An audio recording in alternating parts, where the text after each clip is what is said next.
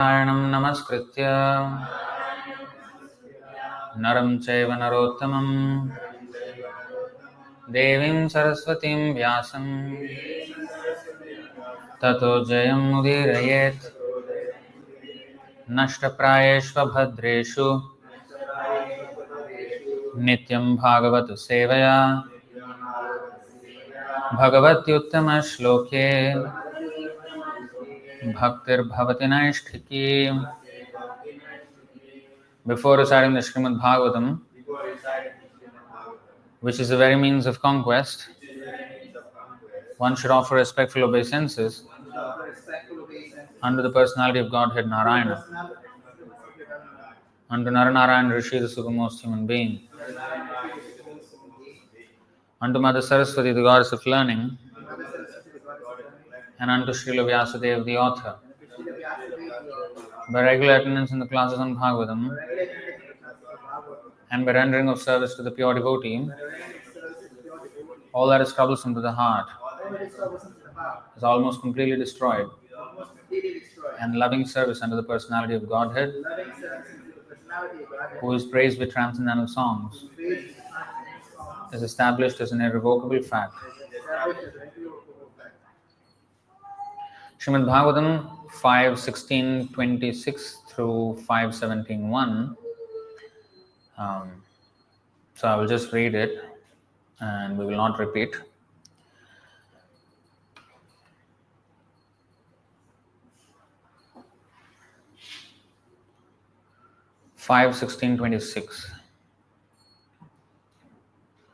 कुरंग कुरर कुसुम्भ वैकंक त्रिकूट शिशिर पतंग रुचक निषध श्रीनिवास कपिल शंख वैदूर्य जारुधि हंस ऋषभनाग कालंजर नारदादयो विंशति गिरयो मेरोः कर्णिकाया इव केसरभूता मूलदेशे परित उपक्लिप्ताः. Karnikaya means lotus. So the Bhumandal is also like a lotus. So we'll just read the translation, because basically most of them are just names of the mountains. You see, Prabhupada even translated it as the names of mountains.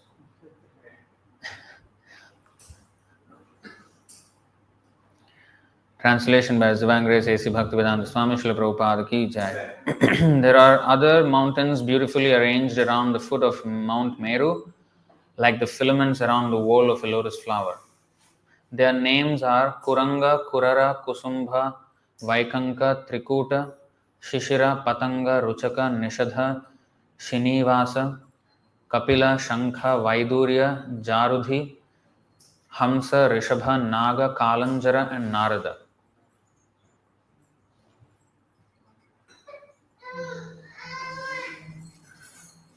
(5:16-27) Jathara Devakutau Merum Purvenashtadasha Yojana Sahasram Udagayatau Dvisahasram Pratutungau Bhavataha Evam Aparena Pavana Pariyatrau Dakshinena Kailasa Karavirau Pragayatavema Evam Uttaratas Trishranga Makaravashtabhiretaihi Parisritognir iva paritas chakasti Kanchanagirihi.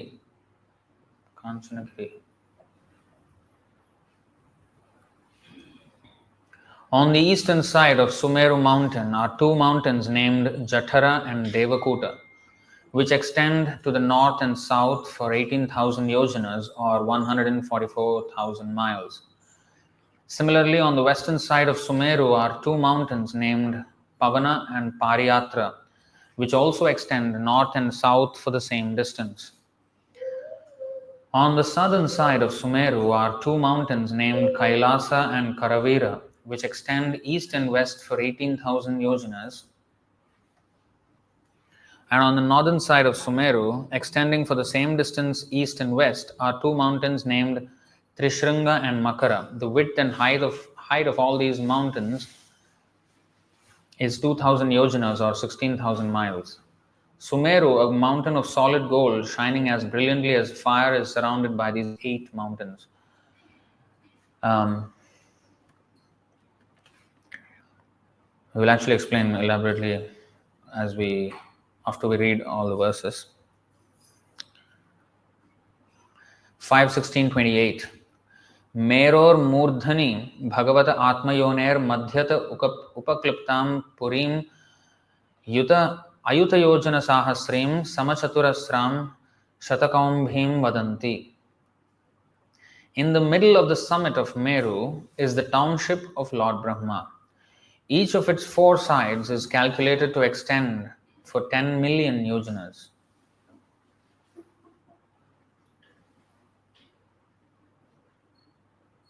Or 80 million miles. Wow. It is made entirely of gold, and therefore learned scholars and sages called it Shatakaumbhi.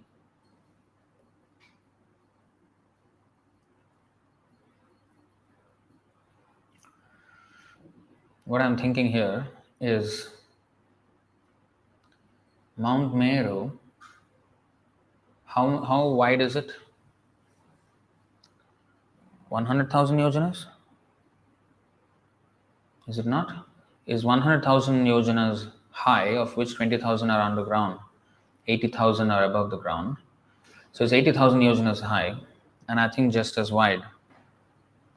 But then, in the middle of the summit of Mount Meru is the township of Lord Brahma, 10 million yojanas, 80 million miles. Much bigger. That's interesting.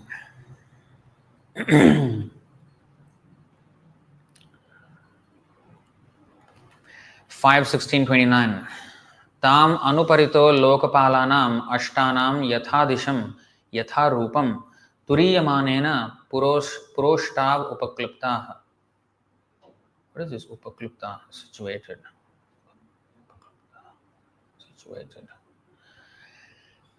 Surrounding Brahmapuri in all directions are the residences of the 8 principal governors of the planetary systems, beginning with King Indra. These abodes are similar to Brahmapuri but are 1/4 in size. That means 10 million, 2.5 million miles. No, yojanas. Wow. About 20 million, is it not? 20 million miles.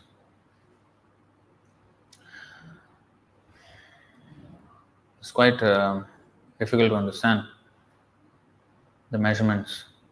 Such a huge, one big city and then 8 surrounding cities, I think on the northeast, west, south, and northeast, northwest, southeast, and southwest. Purport by His Divine Grace A.C. Bhaktivedanta Swami Srila Prabhupada Ki Jai. Srila Vishwanath Chakravarti Thakur confirms that the townships of Lord Brahma and the 8 subordinate governors of the planetary systems beginning with Indra are mentioned in other Puranas. Merau Navapurani Syur Manovatyamaravati Tejovati Samyamani Tatha Krishnangana Para.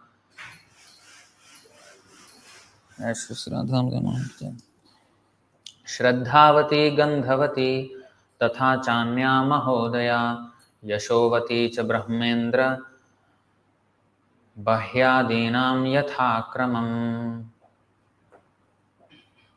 Brahma's township is known as Manovati, and those of his assistants, such as Indra and Agni, are known as Amaravati, Tejovati, Samyamani, Krishnangana, Shraddhavati, Gandhavati, Mahodaya, and Yashovati. Brahmapuri is situated in the middle, and the other 8 Puris surround it in all directions. Thus end the Bhaktivedanta purports of the 5th canto, 16th chapter of Srimad Bhagavatam, entitled A Description of Jambudvipa. So we'll also read the first verse of the 17th chapter, the descent of the river Gaṅgā. The 17th chapter describes the origin of the Ganges river or the Gaṅgā river and how it flows in and around Ilavrita Varsha, There is also a description of the prayers Lord Shiva offers to Lord Sankarshan, part of the quadruple expansions of the Supreme Personality of Godhead, Lord Vishnu. Sorry, what is going on here?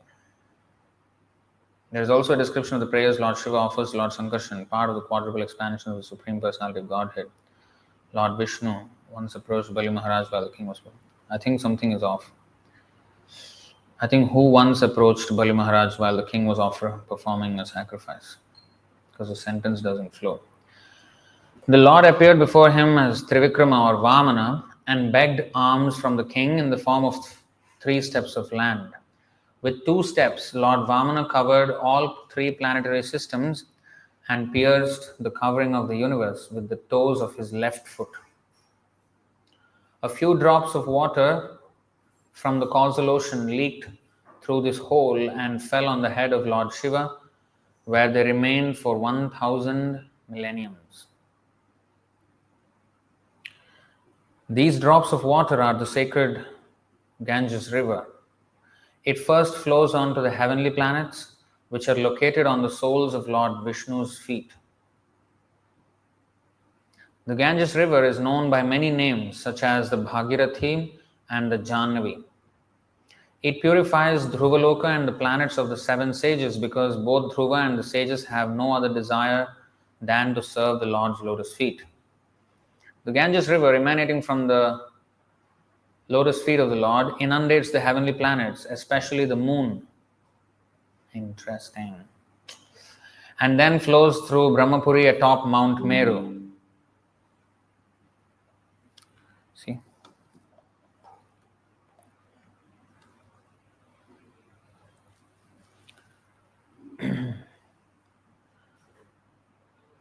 You see, after the moon, it then comes down and flows through Brahmapuri atop Mount Meru. Here the river divides into 4 branches known as Sita, Alakananda, Chakshu and Bhadra, which then flow down to the ocean of salt water. The branch known as Sita flows through Shekhara Parvata and Gandhamadan Parvata and then flows down to Bhadrashva Varsha, where it mixes with the ocean of salt water in the east. The Chakshu branch flows through Malyavan Giri and after reaching Ketumala Varsha, mixes with the ocean of salt water in the west. The branch known as Bhadra flows on to Mount Meru, Mount Kumuda, and the Nila, Shweta, and Shringavan mountains before it reaches Kurudesha, where it flows into the ocean of salt water in the north. The Alakananda branch flows through Brahmalaya, crosses over many mountains, including Hemakuta and Himakuta, and then reaches Bharatavarsha, where it flows on into the southern side of the ocean of salt water. Hemakuta means golden mountain. Himakuta means snow mountain. Many other rivers and their branches flow through the 9 Varshas. Actually, it is a bit more easier to understand all this if we have a picture. Actually, there are illustrations of this, which I don't readily have it here. But still, it is quite difficult to understand because it does not correspond to our experience. The tract of land known as Bharatavarsha is the field of activities, and the other 8 Varshas are for persons who are meant to enjoy heavenly comfort. In each of these 8 beautiful provinces, the celestial denizens enjoy various standards of material comfort and pleasure. A different incarnation of the Supreme Personality of Godhead distributes His mercy in each of the 9 Varshas of Jambudvipa. In the Ilavrata Varsha, Lord Shiva is the only male. There he lives with his wife Bhavani, who is attended by many maid servants. If any other male enters that province, Bhavani curses him to become a woman. Lord Shiva worships Lord Sankarshan by offering various prayers, one of which is as follows. My dear Lord, please liberate all your devotees from material life and bind all the non-devotees to the material world. Without your mercy, no one can be released from the bondage of material existence. This is like that. Mukti pradata sarvesham vishnurevana samshaya. It's almost like that. This is even more emphatic. Bind all the non-devotees to the material world. So, this first verse of the 17th chapter. Shri Shuka uvacha tatra bhagavatah sakshad yajnalingasya vishnor vikramato vamapadanguštha nakha nirbhinordhvanda kataha vivarenantah pravishta ya bahya jaladhara tacharana pankajavane janaruna kinjalko paranjitakhila jagadagha malapahoparshanamala साक्षात् भगवत पदीत्यनुपलक्षित वाचो अभिधीयमानाति महता कालेन युग सहस्रोपलक्षेण लक्षणेन दिवो मूर्धन्यवततार यत् तद् विष्णुपदमाहुः.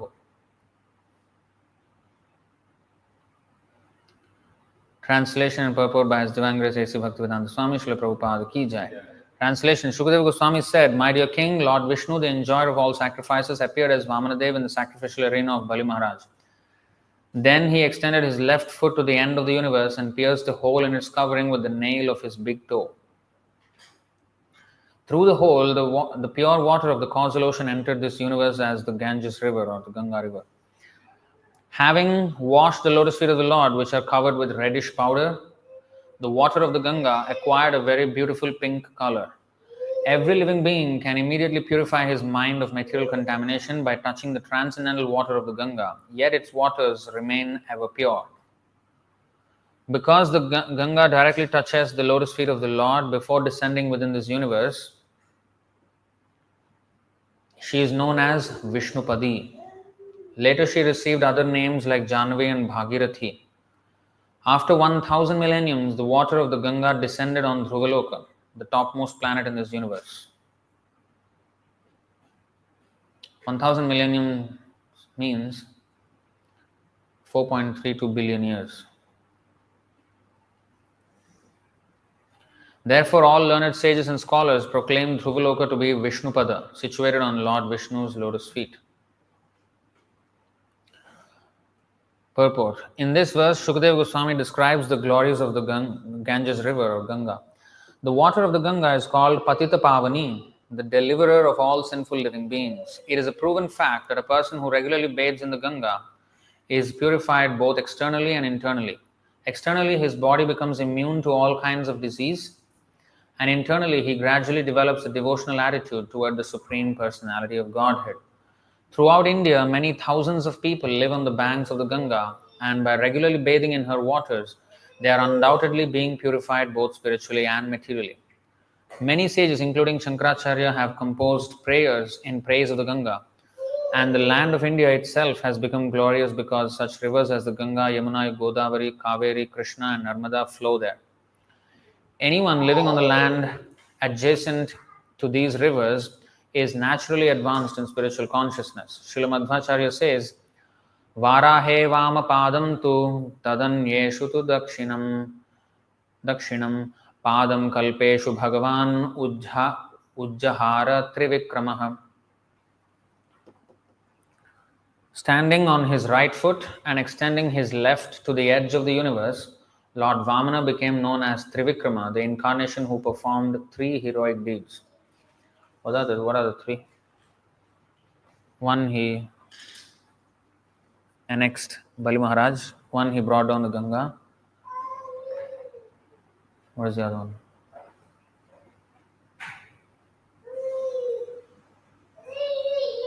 He became big. I mean, from a dwarf, maybe. I don't know. Om Ajnanatimidandhasya Jnananjanashalakaya Chakshurunmilitam Yena Tasmai Shri Gurave Namaha. Shri Chaitanya Manobhishtam Sthapitam Yena Bhutale Swayam Rupah Kadamahyam Dadati Swapadantikam Vandeham Shri Guru Shri Yutapadakamalam Shri Gurun Vaishnavamscha Shri Rupam Sagrajatam Sahagana Raghunathanvitam Tam Sajivam साद्वैतं सावधूतं परिजनसहितं कृष्णचैतन्यदेवं Shri Radha कृष्णपादान् सह गणललिता श्रीविशाखान्वितांश्च हे कृष्ण करुणा सिंधो दीनबंधो जगत्पते गोपेश गोपिका कांत राधा कांत नमोस्तुते तप्त कांचन गौरांगी राधे वृंदावनेश्वरी वृषभानुसुते देवी प्रणमामि हरिप्रिये वाञ्छाकल्पतरुभ्यश्च कृपा सिन्धुभ्य एव च पतितानां पावनेभ्यो वैष्णवेभ्यो नमो नमः नमो ओं विष्णुपादाय कृष्णप्रेष्ठाय भूतले श्रीमते भक्तिवेदान्तस्वामिनिति नामिने नमस्ते सारस्वते देवे गौरवाणी प्रचारिणे निर्विशेष शून्यवादी पाश्चात्य देशतारिणे जय श्री कृष्ण चैतन्य प्रभु नित्यानंद श्री अद्वैत गदाधर श्रीवासादि गौरभक्तवृंद हरे Krishna Krishna Krishna Hare Hare Hare Ram Ram Ram Hare Hare. So this is the mystical geography of Bhumandala, and especially at these verses are describing Jambudvipa, which is the first concentric island around the Meru mountain.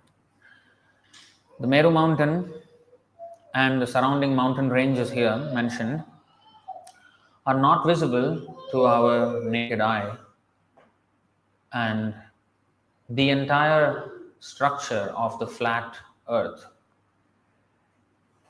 the flat Bhumandala, is unknown to our experience. There are some Western flat earthers who advocate that the earth is flat, and they're very convinced about it. But actually, it is a mixture of two ideas, and it is very difficult for them to understand, and very difficult for actually anybody to understand the real nature of Bhumandala, unless one takes the description of the Shastra, or one is having a sense of vision as the demigods do. They can see very differently than us. So the scientists on one hand say that the earth is round as a sphere, spherical, and there are some people who believe that the earth is flat. But the Western idea of the flat earth is very limited and does not correspond to the flat Bhumandala that we read of in this in the Puranas, especially here in this Bhagavad Purana. It is very different. Their understanding of flat earth is whatever the earth is there now that we know is actually flat. It's just a flat disk, and that's all it is. They don't know the bigger Jambudvipa and then the concentric circles, forget it, because there are concentric circles of oceans and then islands and oceans and islands and ocean and islands in this way. So all that is unknown.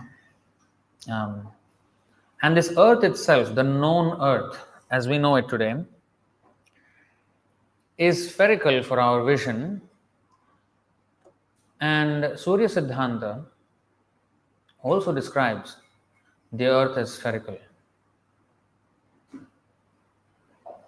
But then the Bhumandala, the Puranas describe the earth or the Bhumandala, which is much greater than the known earth, the presently known earth, as a flat land.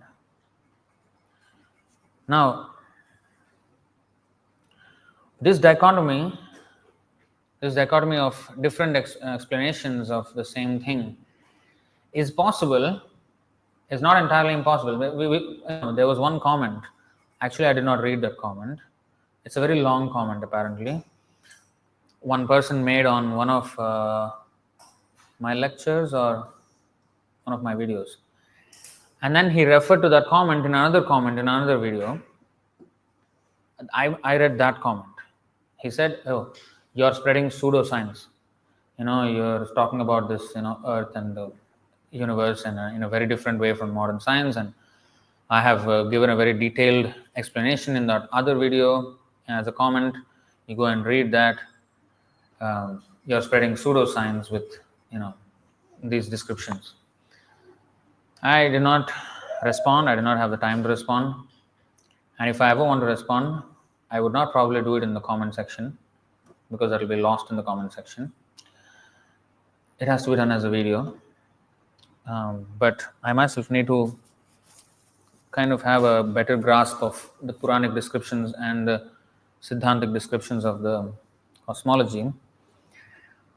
And although it is not actually decipherable entirely, but we can have a plausible explanation how there can be two different descriptions of the exact same thing. That actually adds, so both are correct. For example, Surya Siddhanta describes the earth as a globe, and then the Puranas describe the earth as a flat, and both are correct. And that is the magic of Krishna's illusion, which is explained very first verse in the Bhagavatam. Tejo varimrid vinimayo. What is happening?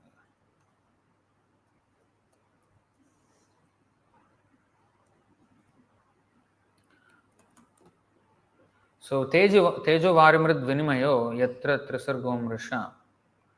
What is the meaning of that part of that verse? Let's see. 111 of Srimad Bhagavatam. I'm not going to read the whole verse. Just this third line here. You see, Muhyanti yat sureha. Second and third padas of this verse. Muhyanti yat sureyah tejo varim mridam yatra yatha vinimayo yatra trisargom risha. So what is the meaning of this? That even the demigods are bewildered by the Lord, so much so that this arrangement of tejo vari mridam, teja means fire, vari means I think water or air, water. Mridam means earth. Mridanga means actually mrit plus anga. Anga means a part or an instrument it's part of the earth, right? Because it's clay usually. But even if it's other like fiberglass, it's still coming from the earth. Mridanga. Actually, anything can be mridanga.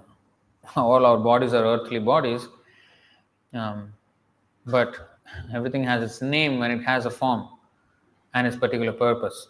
Like our body has so many parts, one of which is called heart, one of which is called lungs, some are bones, some are, even in the bones there are rib cage, there is, the thigh bone or whatever, different skull. So different names are there even in bones. So according to the different shapes and the different purposes, things acquire different names. But once it is mixed back into the earth, it is called the earth again. Just like earth, clay, it is called clay when it is just in a shapeless form.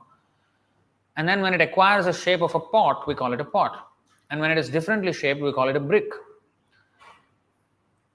And when many bricks are put together, it's called maybe a kin or a building or many things, right? Even cement, although it is a mixture of many chemicals that go into it, but limestone is mixed and many things are mixed all from the earth. The ingredients are sourced from the earth. And some are called porcelain, so differently named. So they acquire names according to the purpose and the shape. But otherwise, when they mix back into their original elements, they're just the 8 elements, Panchabhuta, and then the 3 subtle elements. So here, Tejo Vari Mridam Yatha Vinimayo Yatra Trisargomisha. If you go to the word, you will see Muhyanti are illusioned, Yat about whom? Surayaha. Great sages and demigods are illusioned by him and illusioned about him as well. They don't know him perfectly. They don't know his energies also perfectly. Teja, fire, Vari, water, Mridam, earth, Yatha, as much as Vinimaya, action and reaction, Yatra, whereupon Trisarga, Amrisha. 3 modes of creation, creative faculties. Amrisha, almost factual. Actually, this can be expanded so much that Bhaktisiddhanta Saraswati Thakur gave a lecture on this verse for 3 months in Dhaka, Bangladesh. Now Bangladesh, that time East Bengal. 3 months he gave lecture on this one verse. So if we read the translation, that part of the translation, by him even the great sages and demigods are placed into illusion, as one is bewildered by the illusory representations of water seen in fire or land seen on water.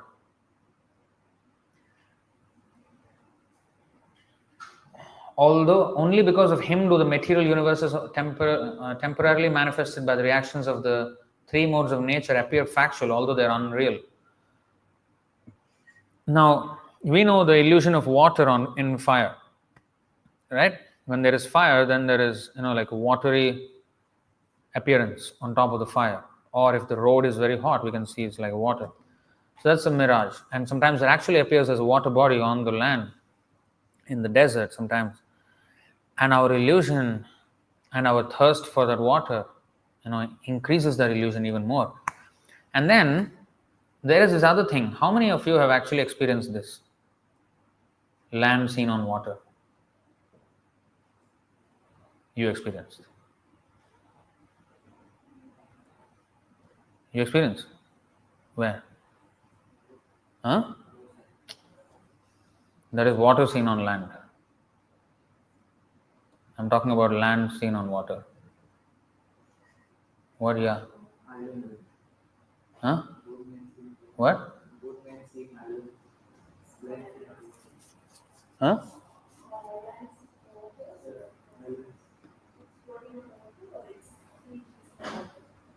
No, on water. Land seen on water. So actually we don't have experience readily because none of us are sailors. So sailors, they might have, actually I want to ask some sailors whether they actually had this experience or not. So apparently when we are so much in the sea, in the case of water seen in fire or hot road, when it watery, okay, there is some explanation, physical explanation for it, which is the refraction of light when the molecules, when the air becomes under low pressure or something like that. They may explain science physically, physics. But the illusory representation of land on water, I do not know how they can explain physically. What? That's not an illusion. Here you see illusory representations of water seen in fire and land seen on water. Like water seen on the land is like a mirage. Mirage doesn't exist. Mirage is actually an illusion of seeming water that exists on land. Water doesn't exist. That illusion is called a mirage. So we're talking about the illusory representation of land on water. So apparently it's psychological seasickness. Not that they physically becoming sick is another thing, but also because they crave for seeing the land after many days on the water, they actually see like land there on the water as if it's an island and they want to go there.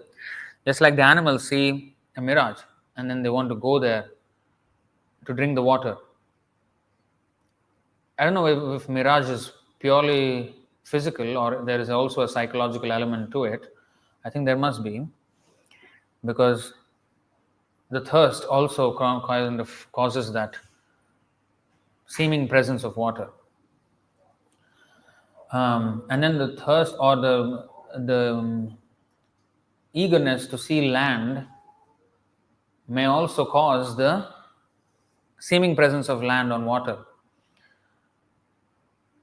So there is but it's interesting if we consider how Vipralambha Bhava is connected to this, in the sense that when one intensely wants Krishna, Krishna appears, but that is not an illusion.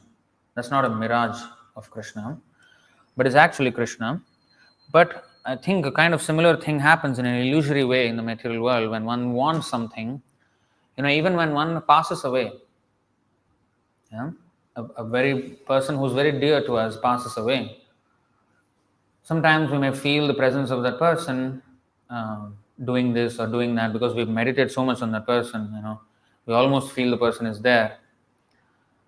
So such psychological effects cause sometimes illusory representations of the thing, almost makes it real. But in Krishna's case, it actually makes it real. So that's not a mirage in Krishna's case. So it kind of very interesting that it is actually is an illusory representation of that Vipralambha Bhava. But anyway, the point is, even the demigods are confused about the arrangement of Krishna's elements, earth, water, fire, air, and ether. And how can we have the audacity to think that we will one day figure out everything about the universe? So this is actually explained very nicely in this verse 5:16.4 of Srimad Bhagavatam. Rishiruvacha, this is Shukadeva Goswami speaking, Navai Maharaja Bhagavato Maya Guna Vibhute Kashtham Manasa Vachasa Vadhigantum Alam Vibudhayushapi Purushas Tasmat Pradhanyenaiva Bhugolaka Vishesham Namarupa Mana Lakshanato Vyakyasyamaha. See what he's saying. You see these words he used? Vibudhayushapi. Even a duration of life like that of Brahma. Vibudha means Brahma. So, Manasa Vachasa. The great Rishi Sukadeva Goswami said, My dear king, there is no limit to the expansion of the Supreme Personality of Godhead's material energy. This material world is a transformation of the material qualities, Sattvagun, Rajagun and Tamogun. Yet, no one could possibly explain it perfectly, even in a lifetime as long as that of Brahma. Brahma is creating, but he cannot describe it even in his own lifetime. No one in the material world is perfect, and an imperfect person could not describe this material universe accurately, even after continued speculation. O king, I shall nevertheless try to explain to you the principal regions such as Bhugolaka or Bhuloka, with their names, forms, measurements, and various symptoms. See that? That is unique. Recently I read, not recently, about a year or a year and a half ago, I read about quantum gravity. Gravity according to quantum physics. So, as we were taught, in school that, mass, two mass bodies of mass come together and they have this attractive energy called gravity. But as if it was we're very sure about it, and this is how gravity works, mass, acceleration, this and that, and then this. But now, apparently, they have no clue how gravity works. They have no clue. But you see, Prabhupada explained this in 1970s, when the predominant idea of gravity, even now actually mostly, is the physical gravity that we were taught, Newtonian gravity, gravitational understanding, which is how we feel, how we experience gravity here. Now, quantum physics explanation of gravity came much later in the 21st century. I don't know, maybe even before it was there, I don't know, but now it is becoming a little more popular or gaining ground among the people. But they say that we cannot understand gravity because if we break it down, ultimately it is impossible that what is experienced in the macro level or physical level or the cosmic level is not true in the atomic level. Atoms make up the whole universe, but the laws that are observed in atomic level do not translate themselves to physical and cosmic level. So it's weird that something that is happening in the atomic level and everything is just a collection of atoms, and yet at our level the experience is different and the cosmic level is also different. All are different. How come? If the same fabric is the same thing as the fabric of the entire universe, then how? Einstein explained gravity as bending of space-time. which again does not correspond to quantum understanding of gravity. So finally, anyway, the point is, these people can continue with their speculations, and for some period of time, say for 100, 200 years, one particular idea might be the predominant idea of how something works. And in that 100, 200 years, it seems as though it is an established science. And if you say anything contrary to that, you will be seen as a pseudoscientist or, spreading misinformation, disinformation, whatever.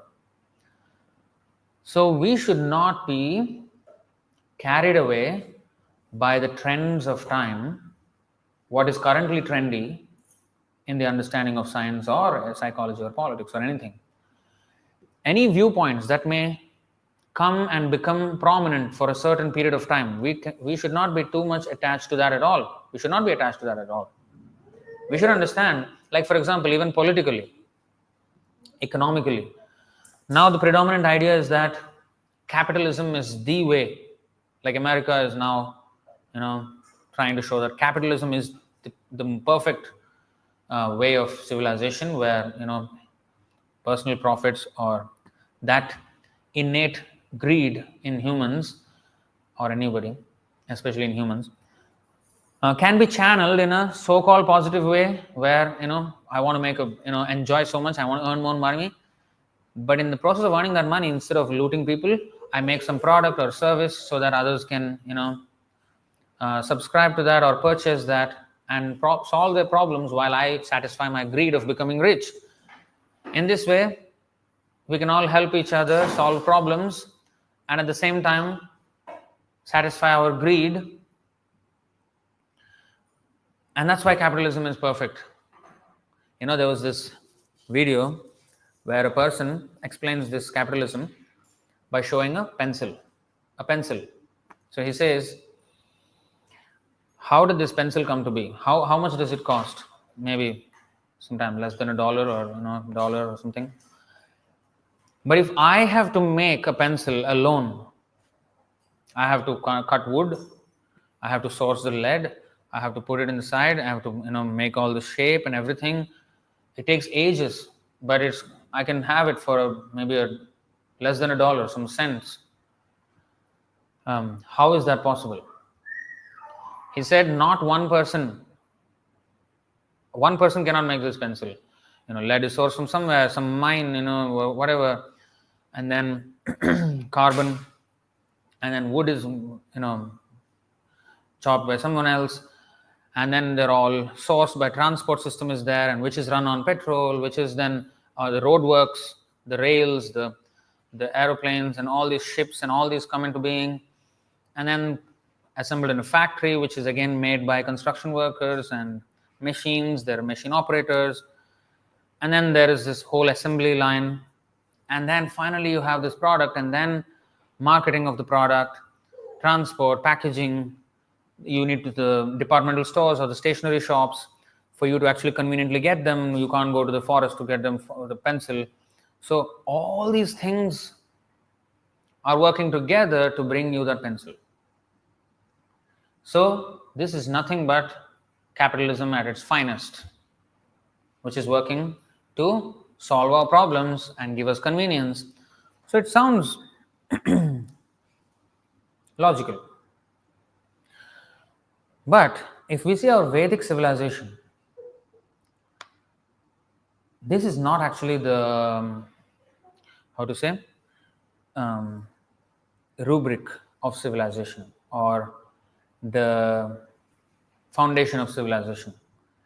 Because the capitalists, they think that in this way people won't be thieves if they all engage in setting up their own businesses and employing people and everything. So everybody can be employed and everybody can earn, everybody can solve each other's problems, and we can all go together and grow together, whatever. The thing is, they're missing the point. In all this busyness of solving so-called problems, they have missed the real aim of life. The real problem is birth, death, old age, and disease. Where is the capitalist solution for this? You may say, oh, hospitals, private sector hospitals. Yeah, that is not solving the problems of birth, death, old age, and disease. First of all, it's increasing. The capitalism increases ugra karma, unnecessary, horrible work, strenuous work, which saps the very energy of human life, leaving us with nothing left for spiritual realization. Entire human life is wasted in this endeavor. And greed.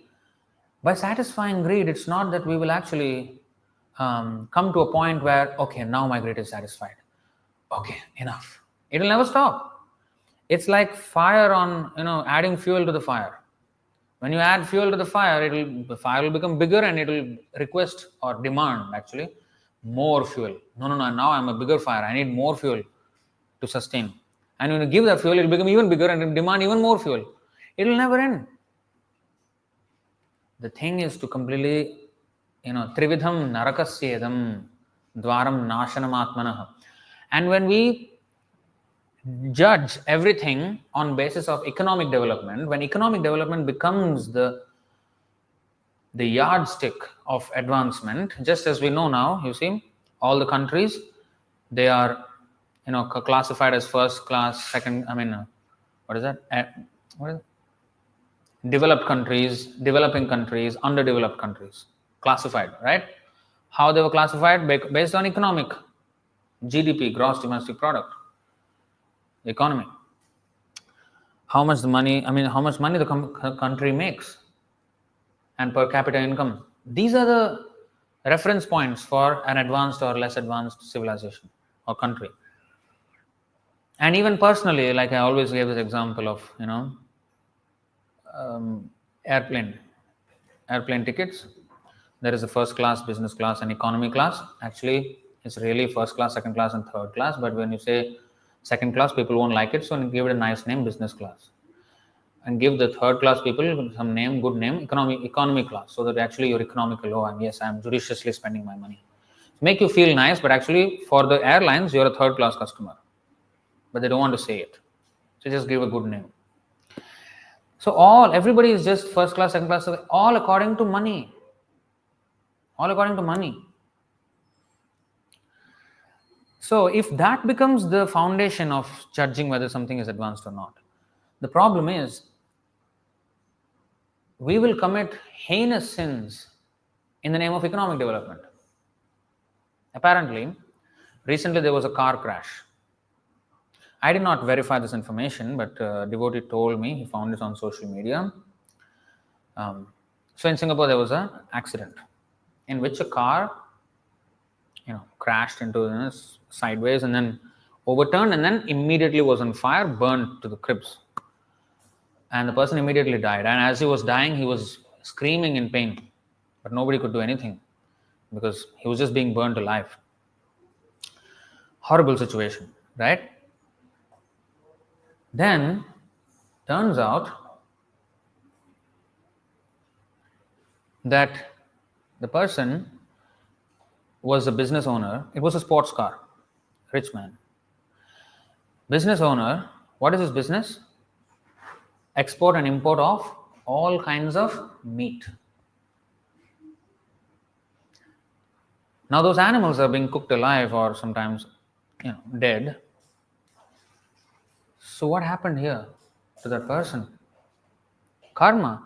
People won't like it when we say this. But karma, this is exactly how karma works.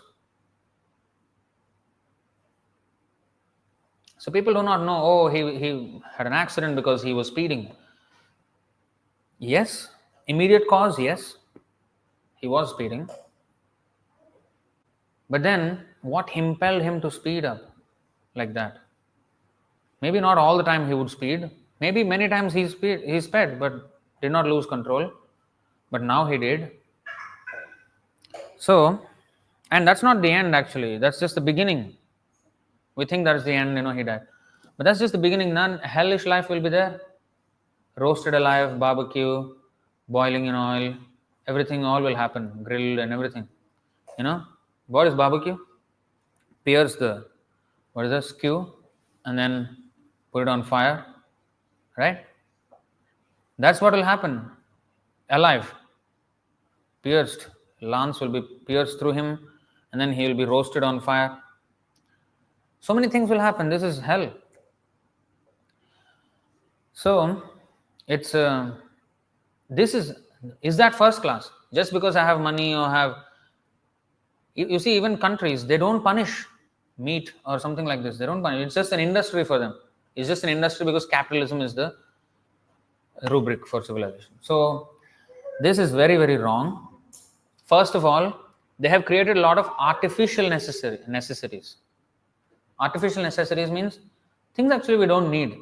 For example, pencil. Okay, you may say, okay, all these come together, form a pencil, and you can have it. Fine. Does it offer convenience? Definitely. Are there other ways to write in which we don't have to have such a big lineup of industries to get a pencil to our hands? Yes. People, how they used to write? Feather of a bird. You don't need a big assembly line and transport system and road systems and ships and oil drilling to have the transport of all these things. You just had to take a feather of a bird. And how to get the ink? I think, I'm not very expert, but actually once I saw there was this YouTube channel of this Chinese lady from the village. She makes amazing videos. I always was fascinated by those videos because she does everything in the village, Chinese village. I don't know how she shoots the video. I don't know if she has someone, but she's very good at what she does. Even the video taking is so good, so professional. She does everything. Like she can build furniture from trees, like growing the trees and cutting them down and making furniture. She can do cloth. She actually sows the cotton seeds and grows the cotton and makes it into threads, weaves the thread into a cloth and makes her own cloth for bed sheets or wearing, and then stitches them. Everything she does. She does ink, how to get ink with natural things, and she even did her own makeup lipstick thing with the rose and everything. She did everything from the plants, growing the plants and getting the color out of the plants. Everything she did, everything, spices, everything she can just do on her own. So I was just very fascinated. I mean, these are the things which actually simple living means. We should not be dependent on this whole urban civilization, which is this whole, so many gatekeepers before we get the product. You know what's a gatekeeper? If he doesn't open the gate, then it cannot come through. So why they call gatekeepers? Because if there is nobody, getting lead, we cannot have a pencil. Okay, somebody got lead. If nobody cuts the wood, we cannot have the wood for the pencil. If there's no assembly line, factory workers, we cannot have the pencil. If there's no transport system, it cannot be transported to us. If there are no stationery shops, we cannot have the pencil. Where are we going to go? There are so many things that it passes through stages. If any one thing closes, it's like a gate closed. We cannot get it. So all these industries are gatekeepers of the product, we receiving the product. Even the vegetables, we don't even know how the vegetables are grown nowadays. All we know, go to the NTUC shop, the grocery shop nearby, and get those items, either the spices or the cheese or nothing we know how to make. So, especially lately, Prabhupada was, saying always that we should all make everything naturally. I was always have been interested in a primal life. I call it primal life because simple living, basically. Primal means as less of a gatekeeping as possible, ultimately nil. Now, we are not completely against this whole idea of technology or advancement of scientific technology advancement. We are not against.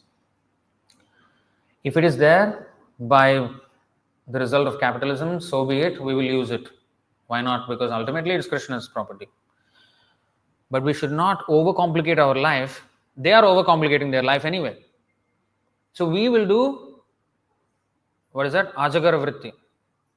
Ajagar vritti means the behavior of a snake. What does a snake do? Snake lives in holes, right? How does a snake build those holes? Huh?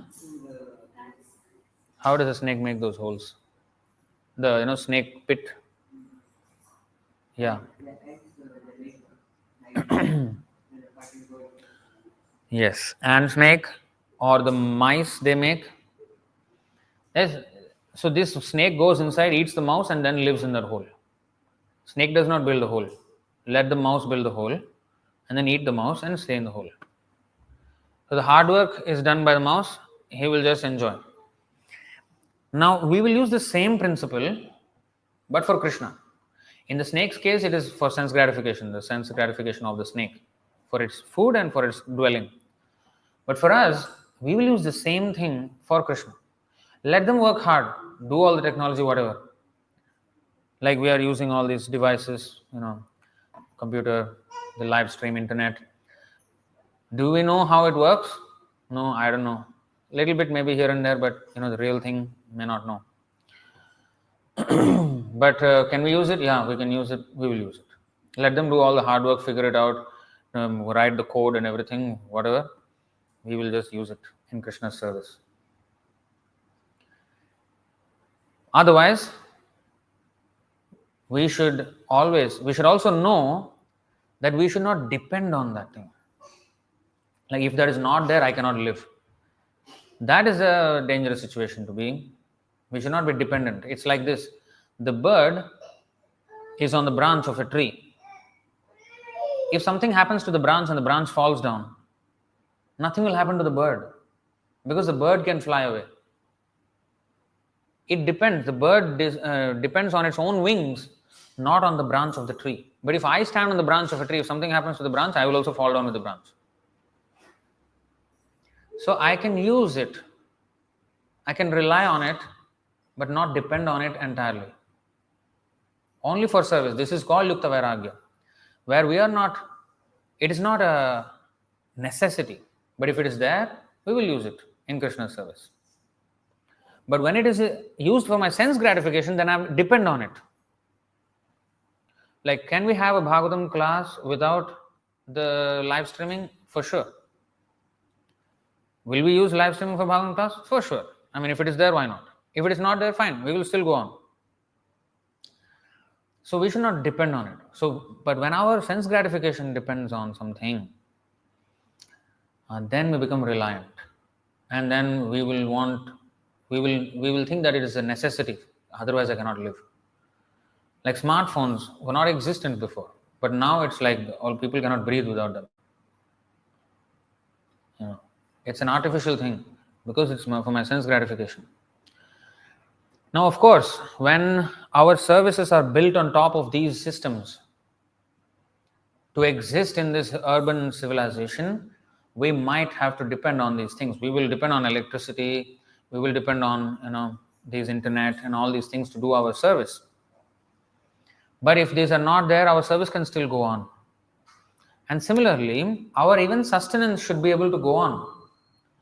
Imagine for a while that we are in a situation where there is nothing. There is no industry, everything is gone, or we are stuck in a place where there is no advanced appliances, there is no systems, there is no nothing. How are we going to survive? I don't even know how to grow some plants, and agriculture failed. What will I eat? So that is the position now. So people are going distancing themselves from a very simple life. So when people say that capitalism or this way or that way, what my original point was, for a certain time, certain ideologies may become prominent.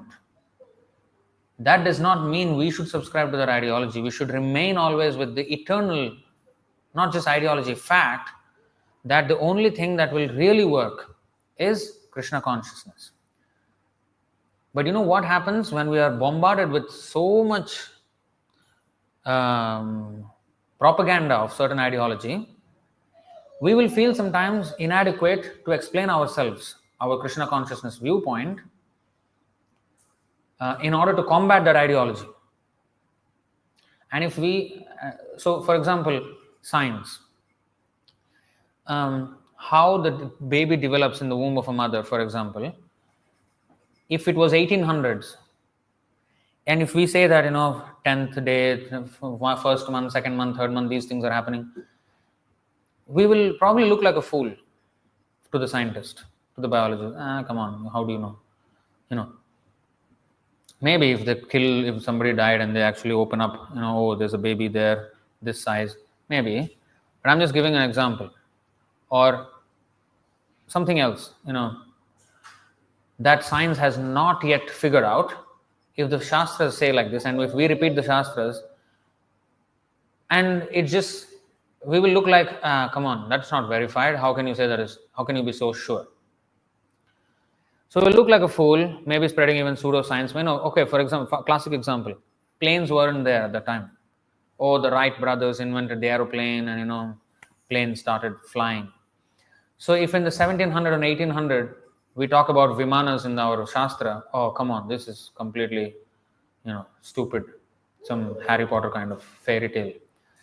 But now there are Vimanas. Oh, yeah. Now people are proud. So-called Hindus are proud. Oh, Vimanas, yes, our Vedas already have it. Our science is even better. It was already before we had all these things. But when we talk about the moon, ever so silent. Let us not talk about the moon and the Vedas, because it doesn't match our idea of the moon today. So when it doesn't match modern science, they are shy to express about it. They are actually ashamed, honestly. They are ashamed of their Vedas at that point. And when something is corroborated by science, they immediately say, yeah, we already have it. Our Puranas already have it. So when you already have it, why were you not telling it as if it is a fact? Why were you hiding it then? Why do you only propagate it or openly tell it when it is corroborated by science? That means we have more faith in science, so-called modern science. And if the Vedas happen to corroborate or verify such a thing, then we are confident of saying it in the presence of certain evidence, visible evidence. So we have to grow over this. We have to grow beyond this. We have to have faith. This is called the fourth offense. To blaspheme the Vedic scriptures or scriptures in pursuance of the Vedic version. To blaspheme Vedic scripture means it comes in many degrees of blasphemy. If I openly say and that the Vedas are nonsense, that is fully blasphemy, a very greater blasphemy. But even if I don't have faith, when I don't have faith in the words of Krishna in the Shastra, that is blasphemy. That's how it starts, right? An idea develops into, a thought, and then persistent thought, an intense thought, and then discussions, and then it evolves into doing, acting on it. So it all starts with the thought. So if in my thought process, I don't have enough faith in the scripture, then the problem is that I have no faith in Krishna. And I actually cannot know things perfectly well.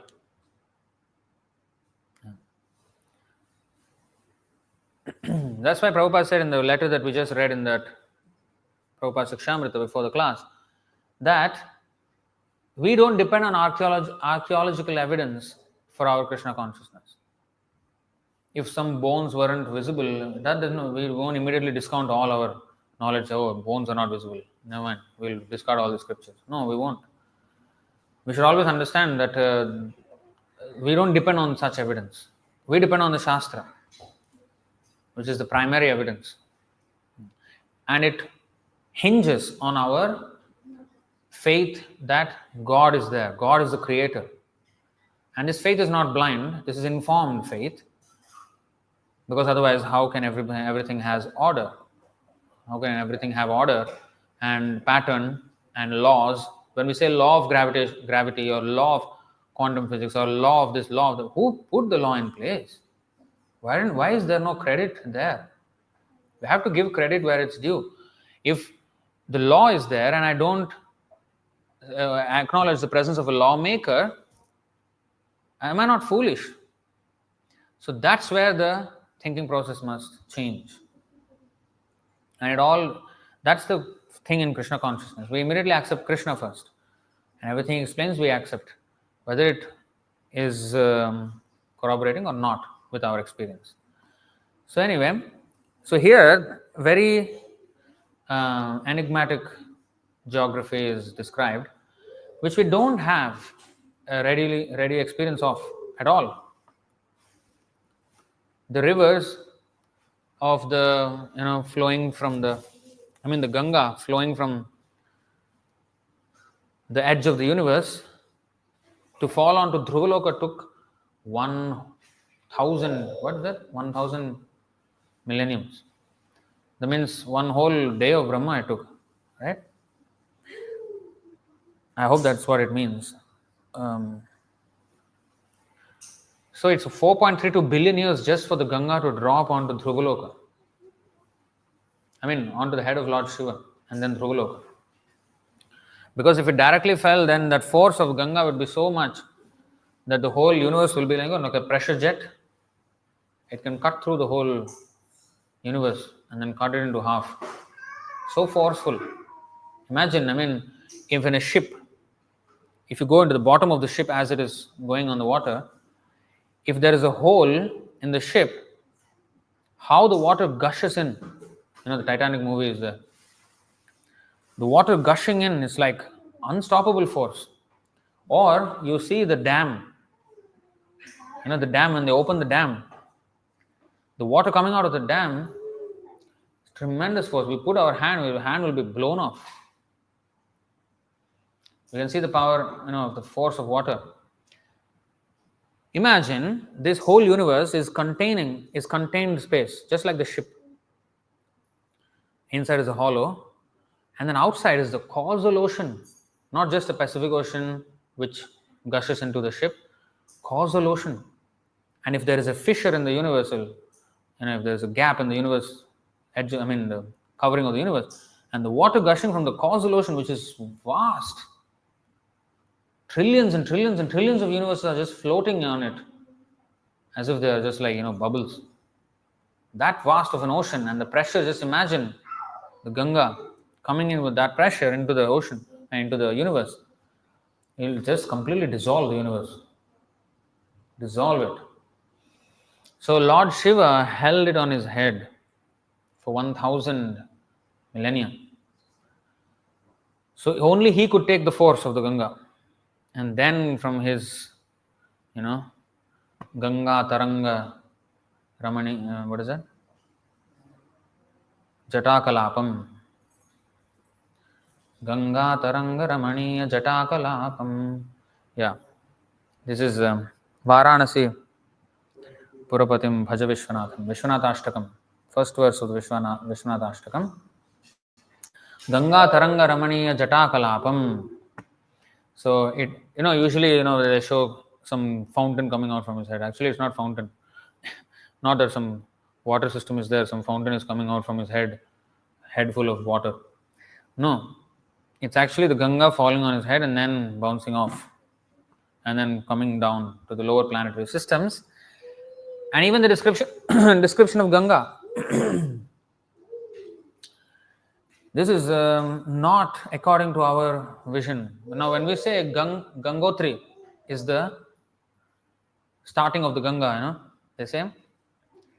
But actually, if you read the word Gangotri, what is the meaning of Gangotri, Gaṅgā Uttari. Uttari means descended. So actually, it is said in the 5th canto only, I think, how the Gaṅgā is transported from planetary system to planetary system. Falls, yes, but does it just fall like a waterfall? Apparently, to the Earth planet, it comes in the form of, in the shape of airplanes, in containers, airplane containers from the heavens. It's transported in big ships, airships, water. How many millions of gallons and trillions of gallons of water. And this Gaṅgā is a continuous river from the topmost part of the universe until the bottom. Different names it has. So Bhogavati, like Bhogavati, it is called in the subterranean heavenly planets. So in different planetary systems, the same river is flowing. Where we have this kind of experience, we don't have, but we have to accept it. So the movement of the rivers also, we cannot understand.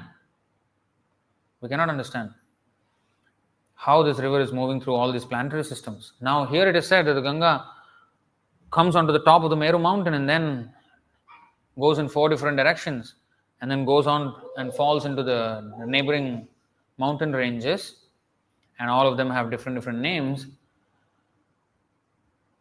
So we have to accept these things because this is Puranic geography, and Shukadeva Goswami has no business describing something fictional. He would never do it. Why would he do it?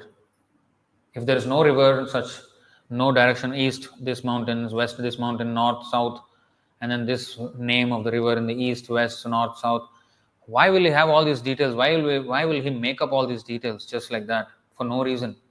Who is so liberated that he is not interested in this material world? Why would he create some fictional thing? He will not. So they are much greater scientists. Nowadays Albert Einstein, Max Planck, and all these names have become big names. But these are not big names. Those are big names in the eyes of so-called modern tiny materialists. But real names are Shukadeva Goswami. He is the head of the sages. Gurum Muninam, this verse. Stalwarts. In the Tattvavit there is a nice description of Shukadeva Goswami based on this Bhagavatam verses only. Is this the verse? Gurum Muninam, you see? 1, 2, 3. Very easy to remember this verse number. Yasvanubhavam akhila shruti saramekam adhyatma deepamati tirshatam tamondham samsarinam karunayaha purana guhyam tam vyasa sonumupayami gurum muninam. Muninam, already, Munis, so many Munis gathered when Sukadeva was speaking to Parikshit. From all over the universe they came. But he was the guru of all of them. Even Narad Muni and Vyasadeva. Vyasadeva was his guru. Narad Muni was the guru of Vyasadeva. His guru and Paramaguru were sitting in the audience. He was giving the class. Imagine his stature. Such kind of acharyas, we would take their word. What is Albert Einstein compared to him? Who is he? Oh, they say IQ 160 or this one. Come on. This is like million IQ. I don't know what kind of IQ is this one. He is remembering everything. All names of dynasties, of rivers, of which flowing which river. Anything, geography, history, sociology, politics, everything he is speaking. You see, let me offer my respectful obeisances unto him, Shukadeva Goswami, the spiritual master of all sages, the son of Vyasadeva, who out of his great compassion for those gross materialists who struggle to cross over the darkest regions of material existence, spoke this most confidential supplement to the cream of Vedic knowledge after having personally assimilated it by experience. So we will take the version of Shukadeva Goswami and such acharyas, stalwart acharyas. These are authoritative statements. So these rivers are flowing. In fact, all those trees are also mentioned earlier. Actually, more detail will be mentioned in the later chapters. But the descent of the Gaṅgā also, there are many stages from where it descended, and from there further descent. Like Bhagirathi is because King Bhagirath, he made the Gaṅgā descend. Actually, she was not descending. So, first of all, Gaṅgā having a personality. How can a river have a personality? What is this? Gaṅgā Mata, why are we calling her mother? And then like Parvati. Why is her name Parvati? Parvat means mountain. She is the daughter of a mountain. Himavan, father is Himavan. Himavan, so the mountain, how come, what is this? Mountain a male? Yes, actually when we say the mountain, it's actually the presiding deity of the mountain. This is also very nicely explained in the Tattva Sandarbha. When we say air, like this classic example, 6.142 Srimad Bhagavatam, Suryognih Khammaruddevah Somah Sandhyaha Nidishah kam kuh swayam dharma iti hi ete daihyasya sakshinah. So the witnesses of our actions, when we do something, so many witnesses. Here it is said, the sun, fire, sky, air, demigods, moon, evening, day, night, directions, water, land, and Supersoul himself all witness the activities of the living entity. But we know for sure that matter is not sentient. It's not a person. It does not have feelings or cannot perceive anything. Right? How can this table, how can I say this table is witnessing me? I am witnessing the table, but a table is not witnessing me. How can I say air is witnessing, sky is witnessing, sun is witnessing? What is evening witnessing? How can evening? Evening is a time of the day, which is caused by sunset. It's like a sandhya of day and night. How can evening be a person? How can evening see something? What nonsense is this? It is not nonsense. It is because there are personalities governing all these different times and different material elements. So it is those personalities that are referred to when the elements are mentioned or where some things are mentioned, like Earth, personality of Earth. Yes, each planet has a personality, the presiding deity of that planet. All Krishna's energies are ultimately persons. Everything is a person. In the spiritual world, everything is a person, right? Even a stone is a person. Like King Kulashekar Alvar, he's actually the Kaustubha gem of the Lord. How can gem, be a king? Well, it is possible. In the spiritual world, everything is living. So, in the material world, everything is dead, but they are governed by living entities. Just like when we say it is a decision of the Singapore government. What does that mean? Singapore government is an impersonal thing. But actually, inside, if you go, there are persons. And ultimately, there's executive head and there's everything. There's all the system is there. Or, in colloquially, we speak that, Singapore does not allow drugs. What does it mean Singapore does not allow drugs? Is Singapore a person? Well, there is a presiding deity who is the Prime Minister of Singapore. Who decides with all his downline, law enforcement, detections, and all those machines to detect everything, all those canine dogs or whatever, all that goes into enforcing that rule or the law. So that together in aggregate is mentioned as, we colloquially refer to it as Singapore government or Singapore. But ultimately, there are so much division and granular details of all these things. Similarly, air, Vayu, we know Vayu Dev is there in charge of the air, right? But do we know that there are 49 assistants that we have who are called the Maruts? Why is Hanuman called Maruti? Because he is the son of the chief Marut, Vayudeva. And he has 49 Maruts who are different airs, personalities governing different movements of air. Even in our body, there are 10 different kinds of airs. 5 are known, predominant, prana, pana, vyano, dana, samana. But then there are others like krikara. What is that? I always remember krikara because it is a hunger, which I think many of you might have now. The air that causes hunger, the growling in the stomach. So that is the krikara air. And then, so like that, there are, Arjuna air causes, I think, yawning or something like this. So, and in fact, there are even more smaller airs than that. So in this way, there is so much detail. So personalities are involved. And moon, how can moon see something? How can sun see something? Again, there are personalities. And if you say there are personalities, how can the sun god sitting there, he's having his palace and everything, how you say that he's seeing it? He's looking at every one of us. How can he look at us? He can. They have different visions. They're informed of everything. Yamaraj, he knows every single thing that we have done. How does he know? How is he aware? So some of the power of the super soul, because the Paramatma knows everything what we're doing. So the Paramatma empowers Yamaraj to know also. It's by the empowerment of the Supreme Lord that he has a CCTV in everyone's heart, everyone's mind, and he can see and hear and everything he knows what we're doing. That's why when we go to the hell, we are punished according to our deeds. How does he know? Well, Krishna gave some of that power to Yamaraj and some of his different powers to the different devatas.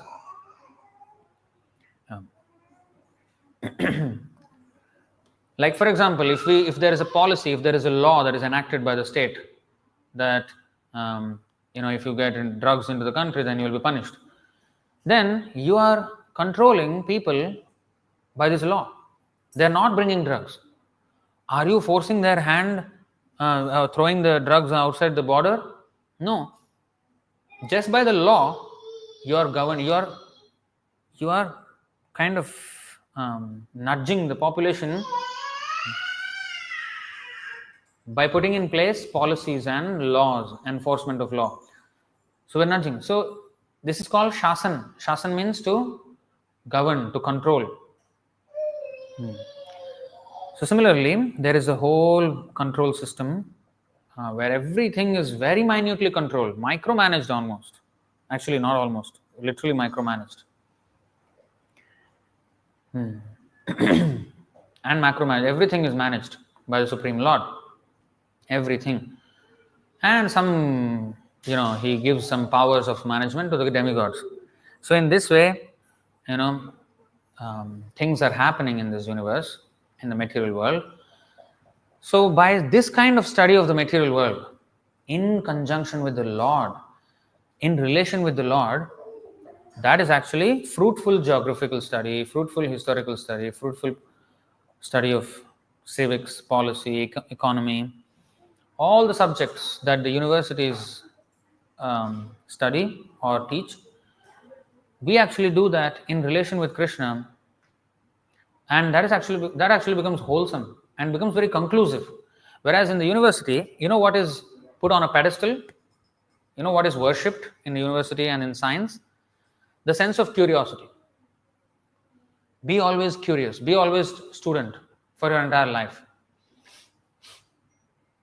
But at some point we need to have an answer and we have to act on it. There has to be conclusive understanding of things, and there has to be established protocol on how to act on that understanding. Otherwise, all our life is just learning and then putting that on a pedestal. Of course, we have to learn, yes. In how to become a devotee of Krishna, yes. Not in forever seeking the what is the absolute truth, or what is the origin, or what is the ultimate explanation of everything. And if we have actually stumbled upon the actual explanation of everything, which is Bhagavad Gita Bhagavatam, people immediately say, oh, that is very conclusive, that's not science, you're accepting something, how can you should always explore. Are you serious about exploring, or just wanting to say that I am exploring? If I am seeking something, there has to be a goal, there has to be an object that I seek. So we, with our Vedic literature, especially Bhagavad Gita and Srimad Bhagavatam, even Vedic literature is confusing. Vedeshu durlabham, but adurlabham atma bhaktav. By Vedas we cannot understand, but by bhakti we can understand. So to come to the conclusion of all knowledge and to act on it and achieve the ultimate goal of life, we have to have full faith in Vedic literature, and so much faith that we have to combat whatever is the predominant ideology, philosophy, or so-called science, understanding of science, or whatever people have, different kind of ideologies. We have to always juxtapose that with the Krishna consciousness and always prove that Krishna consciousness is the right way. Not only when other kind of evidences support it, but in the absence of everything else, still we have to prove them wrong.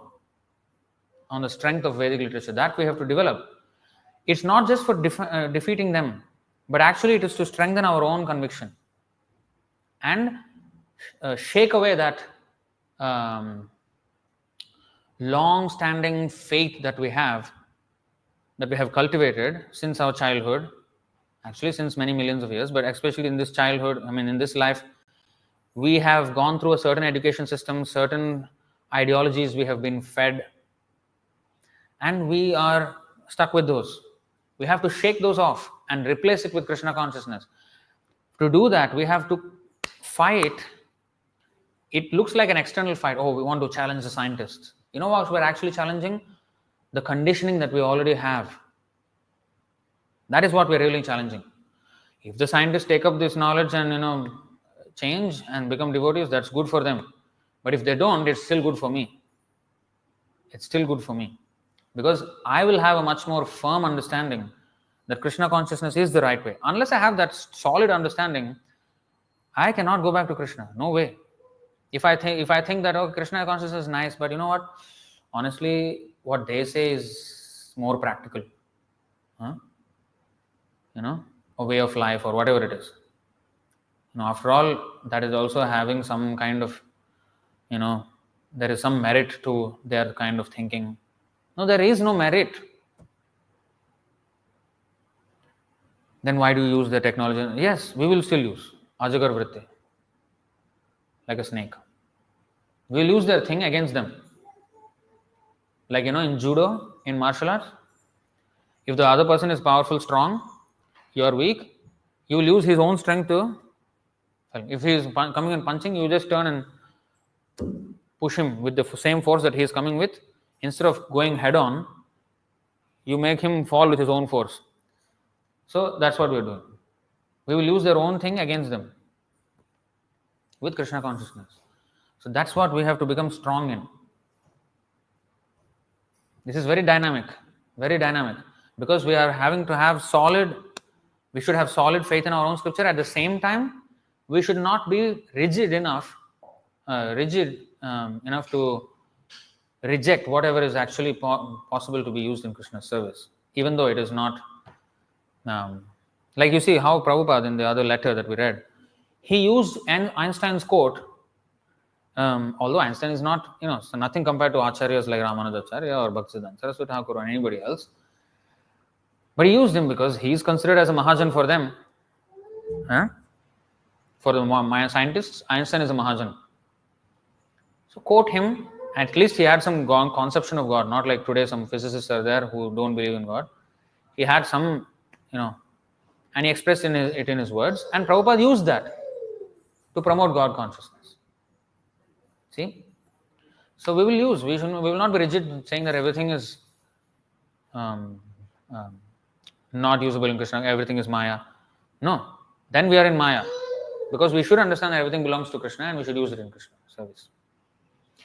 Okay, I'll stop it here. Any questions or comments on this verse?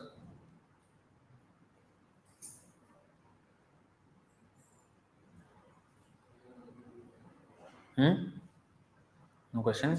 Yeah.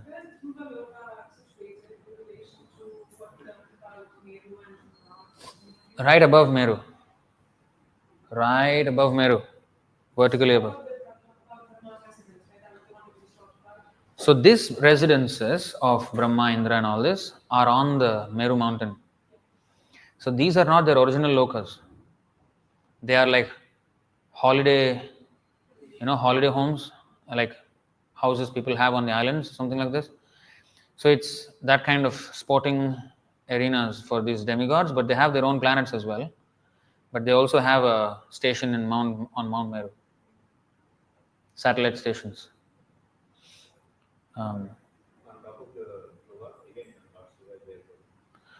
Yeah, must be. Yeah, he must be somewhere above there. Sadashiva Loka is beyond the material world, but there is a Shiva who is within this material world. He must be above the Dhruva Loka because first landing on his head, Gaṅgā.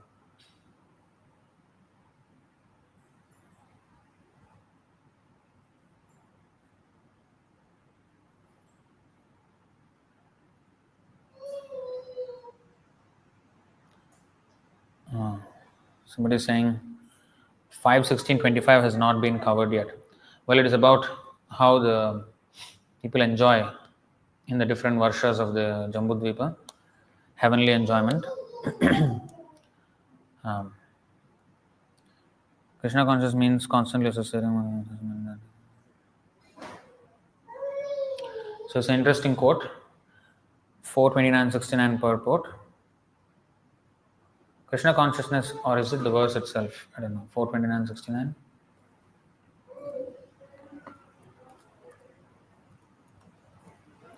It's an interesting. Yeah, this is actually. Oh, this is very nice. This is actually the verse 42969. What is the Sanskrit? Sattvaikanishthe manasi bhagavat parshvavartini tamas chandramasi vedam uparajjava bhasate. Krishna consciousness means constantly associating with the Supreme Personality of Godhead in such a mental state that the devotee can observe the cosmic manifestation exactly as the Supreme Personality of Godhead does. Such observation is not always possible, but it becomes manifest exactly like the dark planet known as Rahu, which is observed in the presence of the full moon. So you see, we observe the cosmic manifestation exactly as the Supreme Lord does. How can we do it?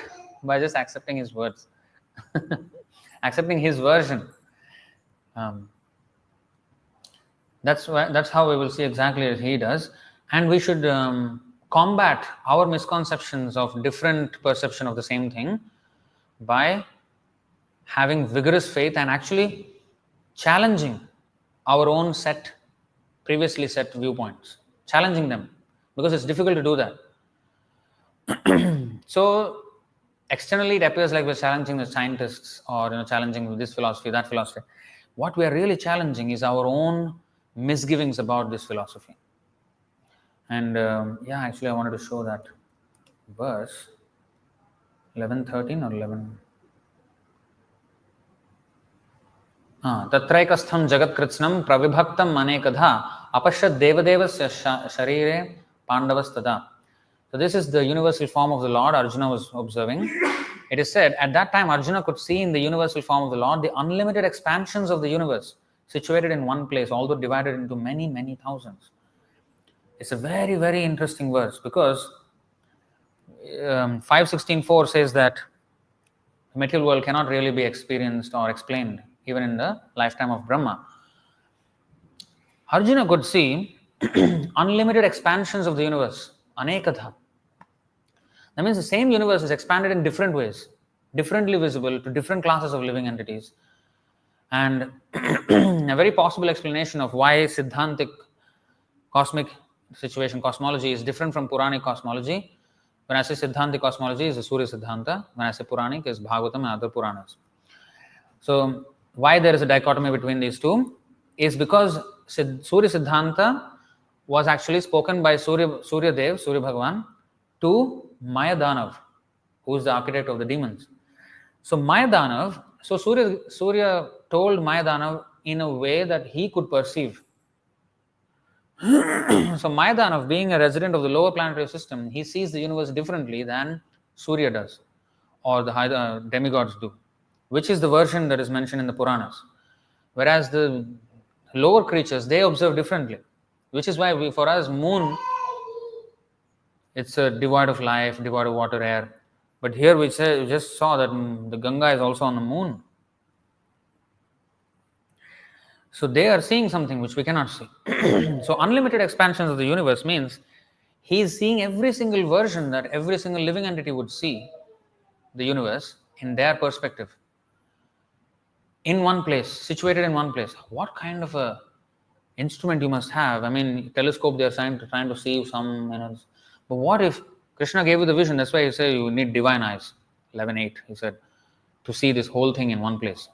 So this is how Krishna would see it, everything together, all possible, although divided into many, many thousands. So the universe is divided into many, many thousands of different perceptive versions of it, according to our sensory, according to the sensory hardware we have.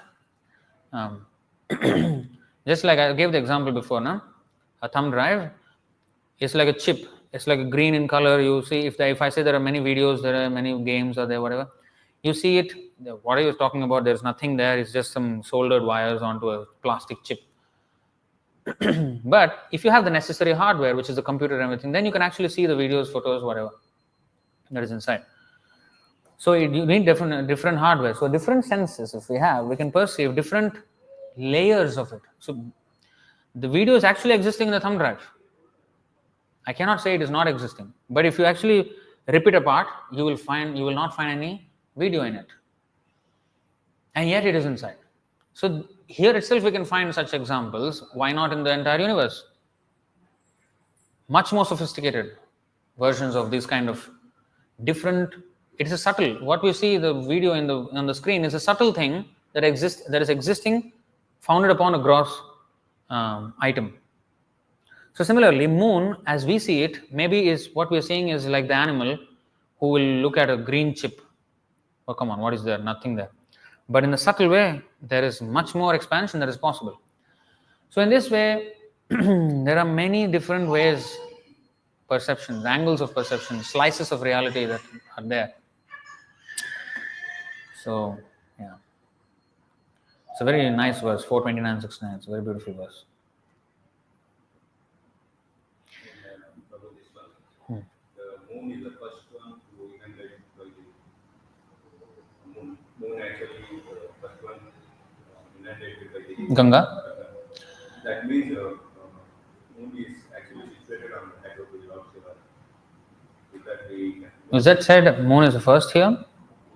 yeah, we get moon is the one first. First? Maybe. According to the heavenly things, moon is higher than the sun. But Prabhupada's one letter is there where he's explaining the planetary systems as different parts of a lotus petals of a lotus flower. And on each petal, there can be heavenly, earthly, and hellish planets. And each petal can have like that. So, although it is higher, but it can also be on the same plane as the lower planets. Like, for example, the dog can be in the same house as the human, but his consciousness and the dog's consciousness is different. Their understanding and his understanding is different. Different kinds of creatures coexist in the same physical space, but mentally, intellectually, they are a complete different understanding of the entire surroundings of the. I think there was one example in the 11th canto. I cannot find it anymore. Maybe when I read it, when I find it, I have to note it again. They explain that the animals have no clue. Like cat, there are many cats on the road. They are actually safe because there are no predators. If there were predators like a jungle, they would have been devoured. But they are safely roaming around. But their safety is dependent on this whole government of Singapore. I mean, it doesn't allow wild animals. So because of that arrangement, they are able to live safe. But actually, they have no clue that there is a whole government of Singapore. We are aware. The cat is not aware, although we are still living in the same space. So likewise, our understanding also in that level, we can understand that there are demigods controlling our spaces and living in the same kind of thing, but we cannot see, we cannot perceive their ruling. So in this way. So even the planets, although like in Siddhantic, in Surya Siddhanta, it is mentioned that eclipse is formed when the moon comes in between the earth and the sun. That means moon has to be nearer to us than the sun. But the Puranas say moon is above the sun. So how can something be farther and nearer at the same time? Well, that is possible. So different. So that's how Lord can do it. Lord can do that. It's okay. We'll stop it here. Grantaraj Srimad Bhagavatam ki jai, Shri Prabhupada ki jai, Thai Gaur Premanand, Hari Hari Bol.